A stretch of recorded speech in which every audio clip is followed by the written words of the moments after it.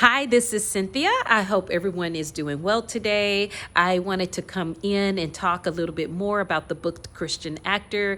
It's a course that I'll be developing to help Christian actors specifically because I think it's time to level up.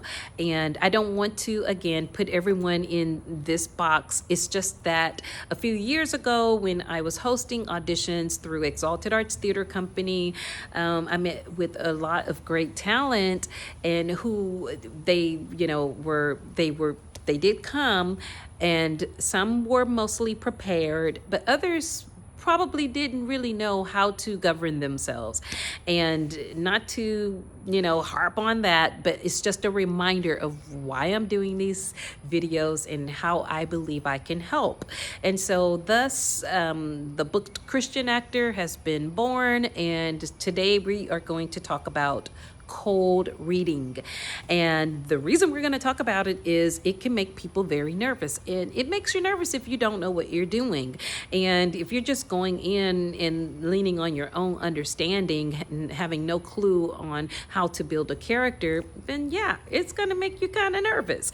Well, I want to talk to you about how you can sort of lift some ideas off of the page when you go in for a cold read.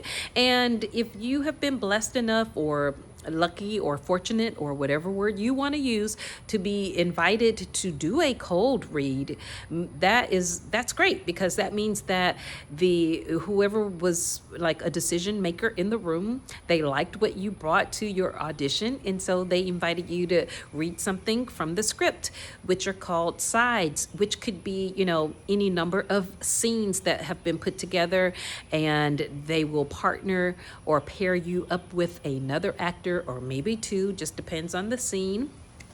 Or maybe no one. Maybe there will be a reader in the room and you will interact with that reader. But within about, 10 minutes tops, you want to go and you want to develop as full of a character as you can. And the first thing you need to do is read through the material. Try to get a sense of what is the scene about. And it doesn't matter if you've not been acquainted with the show. Just take what you have on that paper at that moment and read to get an understanding of what the scene is about. And so whatever the scene is about, look, now that you've read the scene, go through the scene again and look to see what is being said about your character.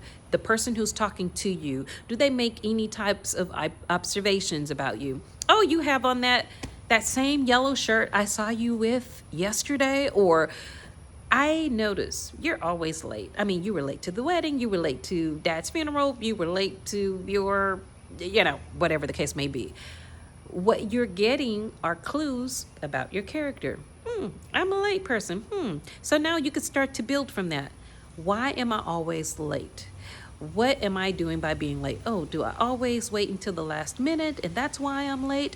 Is that something I can bring into the scene and I can make it work because I am always late? Am I a procrastinator? How can I play the action? Because it's all about the action. How can I play the action of being a procrastinator? Maybe it's because I'm rebellious. Maybe because I don't care about time. Do I have an attitude about time? Do I have an attitude about authority or people telling me I gotta be a certain place at a certain time? These are the ways that you can start to build upon the character. But first you have to understand what the scene is about, and then now you get clues about what is being said about you. Now, let's say it's not a lot that's being said about you. Maybe you are doing a lot of talking. What are the kinds of things you're saying? How do you judge what you're saying as an actor? Are you judging what you're saying, to the things that you're saying, to be nice things, kind things? Are they hard things? Are they confrontational things? Are they vulnerable things? What types of things are you saying? And you can put that in a category to kind of build the character. Now, I'm going really fast because this is a short video, and I just want to, I think I my purpose today is just to give you a little bit of a tidbit of things you should be considering if you have been invited to a cold read. And while any actor could use this information, I am directing it towards Christian actors because I am working for Exalted Arts Theater Company, and our desire is to build a company of actors. It would be great if they are Christians, and if they're not, they're still welcome if they want to be a part. But it would also be great to build a company of Christian actors who understand their craft and they understand how to work that thing. And it's nothing like being a skillful performer who can be so compelling that people are just drawn into the story all the more. Of course, we want the story itself to be great, but man, you get a great story, you get a great actor or great actors, and let that thing play out. What are we talking about? So getting back to this cold read, once you have read through the script and you understand what the story or what the scene is about, and now you've picked up some clues based on maybe what the other character has mentioned about you, and you've also picked up some clues about things that you have said out of your mouth, now you need to kind of give a little bit more of some texture. And you can break down the scene that you have into some beats. This is going to give us some nuance. Now, what is a beat? Okay. We're not going to go into all of what a beat is, but basically it's a transition when something is moving from maybe one theme or one topic or a series of actions or ideas to another topic, another theme, or to another set of ideas. The reason that beat changes are important to you, the actor, in a cold read is it's going to help you bring nuance to your character.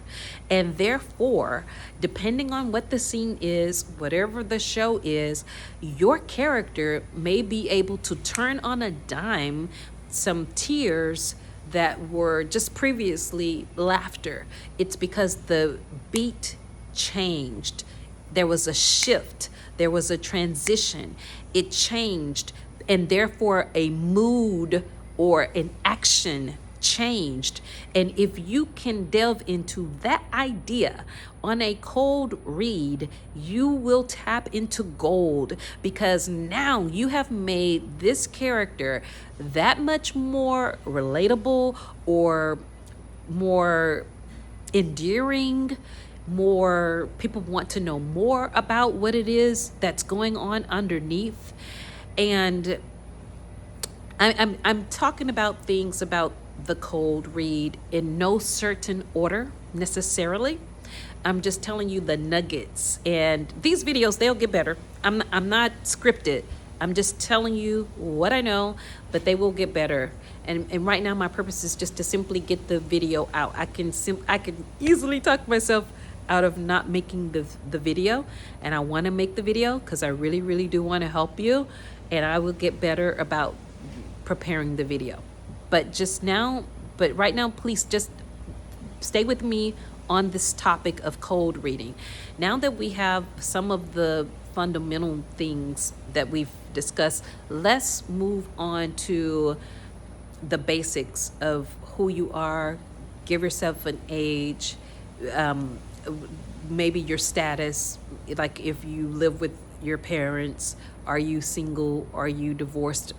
Give yourself some of those things so you can kind of put that in your body and bring it into the room.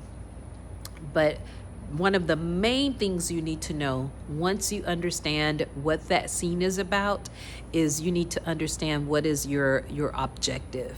What is your goal out of the entire scene?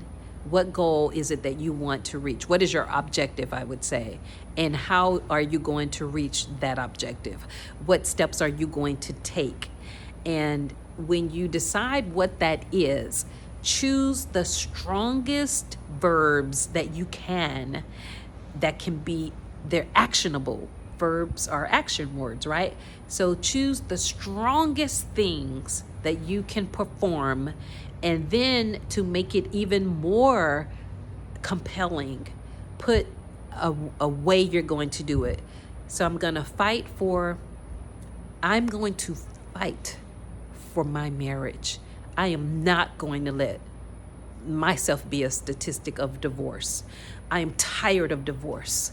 My grandmother and grandfather were divorced. My grandparents, my mom and dad were divorced, and I am not going to get divorced. So I'm going to fight for my marriage in this moment, in this scene. And I don't care if it takes me being vulnerable. I don't care if I start crying, and I hate crying. I don't care if my voice cracks. I don't care. And so that could be the goal. I'm fighting. That's the objective. I'm fighting for my marriage. Now, how am I going to fight for it? I'm going to fight for it with love. I'm going to fight for it with passion. I'm going to fight for it with truth. I'm going to fight for it with, I don't know. I'm just throwing ideas out. And once you have all of that, it's 10 minutes going by. 10 minutes going by. You're making notes. It's time for the cold read. And you go in and you trust what you've built outside the doors while you've been sort of trying to get this character in your mind that you have no idea. You have no idea what the show is about. But you come in with something. And there are no wrong choices. There are only weak choices. And you want to make strong choices. It's all about the choice you make. So this video, let's see, is going on 12 minutes. I am going to stop right here. I just wanted to share something with you about cold reading. If you get an audition coming up this week, it's a theater audition. The good thing about theater is the shows are mostly sometimes familiar unless you are auditioning for a theater like Exalted Arts Theater Company, where we do only original works, and there are some theaters out there where they're only doing new works and things like that. Then you may not be familiar with the show. And sometimes when there is a cold read, if you're invited back, the theater will sort of give an outline of a character, like a little, character description, and you definitely need to use that if it's afforded to you. But if it's not, you got to just use your imagination. But you want to use your imagination with wisdom and with knowledge, and then you want to execute. So next time, I think what I'll come back and talk about is how to enter the room. We will talk about how to enter and how to leave the room. All right. Have a wonderful day. Love ya. Bye.